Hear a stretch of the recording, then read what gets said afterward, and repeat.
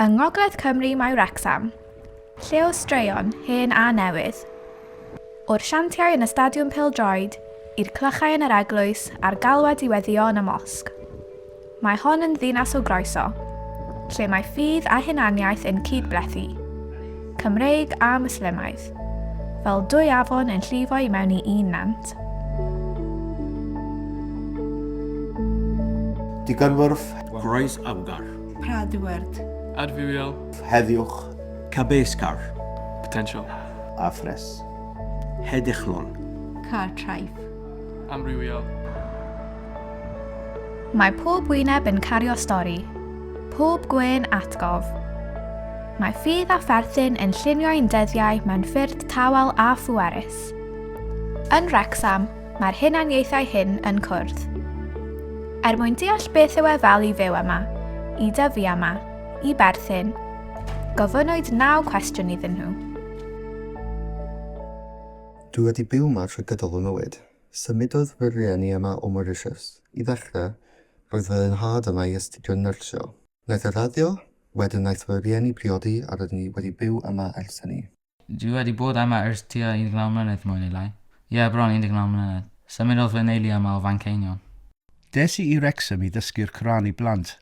Mae'r plant hynny bellach yn feddygon, yn dadau ac yn famau, ond ni'n arfer dod ar ddydd Sadwrn i ddysgu'r Coran iddyn nhw, ac ar ddydd Gwener i wneud y darlith dydd Gwener, y chwtbar, yn y mosg.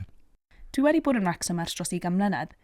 I ddechrau roedd fy ngŵr yn gweithio yn ysbyty Meilod Wrecsam fel gastroen toleregydd. Felly roedd ni gyda'r teulu. Ac yna dechreuais i weithio fel meddyg teulu hefyd. Mae pobl yn y ddinas yn cyfrifiadol, pobl tal, pobl neis, a mae gen nhw rhai o'r qualities mae pobl isio mewn Islam hefyd. Mae'n lawer o leoedd bwyd, caffis, bwytau, cinema. Mae'n ardal gyfeillgar iawn yn gyffredinol. So mae Muslimaeth wedi bod yn Cymru dros 100 o mlynedd. So mae Muslimaeth wedi bod yma, a mae'n lle da ni gallu deblygu ei iaith i gyd. Dwi wedi byw yma drwy gydol fy mywyd, felly 20 mlynedd. Summer Hill yn nawr yn bodas, felly ie, dwi'n nabod y strydoedd fel cefn fy llaw. Dyma gartref, ie. Yn hollol. Dwi'n meddwl bod o oherwydd fy mod i wedi treulio mwy o amser yn yr ardal hon na gartref. Rhywle lle mae'n bosib i ti ymarfer dy grefydd. A gweithio. Dyna dy wlad. Mae pobl o ddinas yn ddod o gwahanol gwenddiroedd, a mae hyn yn helpu i ddod at ei gilydd a dysblygu ar iaith i gyd. Dwi'n astudio ym Manceinion, ond pan dwi'n ôl, dwi'n gwybod bod wastad croeso i fi.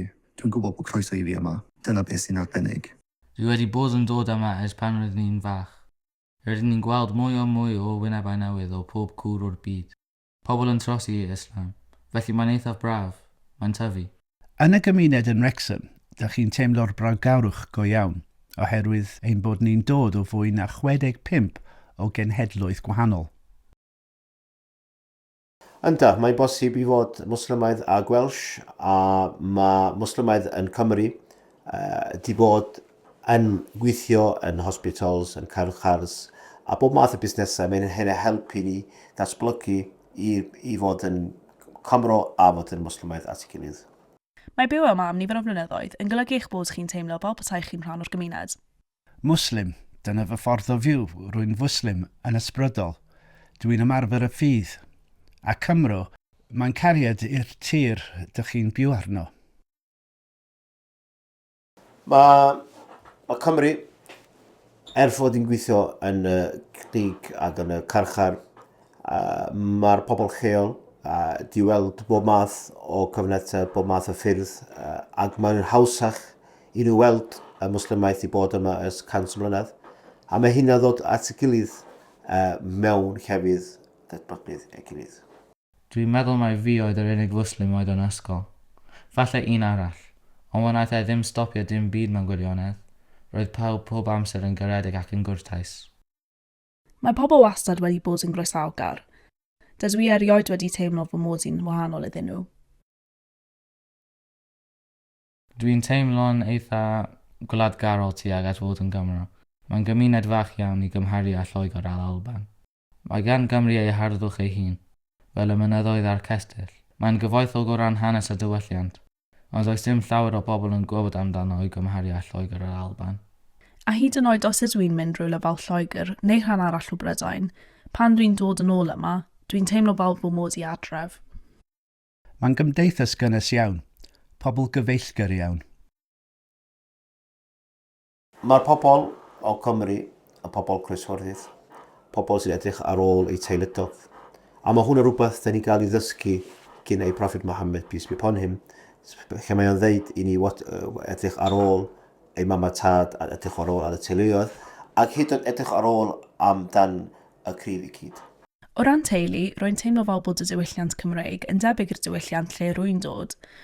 Rwy'n dod o ogledd Pakistan, ac fel arfer mae pobl yn canolbwyntio'n fawr ar deuluoedd, maen nhw'n aros gyda'i gilydd, a dyna rhywbeth rwy'n hoffi'n fawr.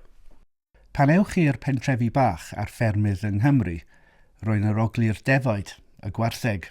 O ran y ffermwyr, mae ffordd y fyw yn union fel ffordd y fyw y ffermwyr yng fy ngwlad i. Nid iaith neu dir yn unig yw bod yn Gymro. Mae hefyd yn ymddangos yn y ffordd rydyn ni'n gofalu, y ffordd rydyn ni'n croesawu, y ffordd rydyn ni'n byw gyda'n gilydd. Yn Wrecsam, mae bod yn Fwslim ond yn ychwanegu at hynny.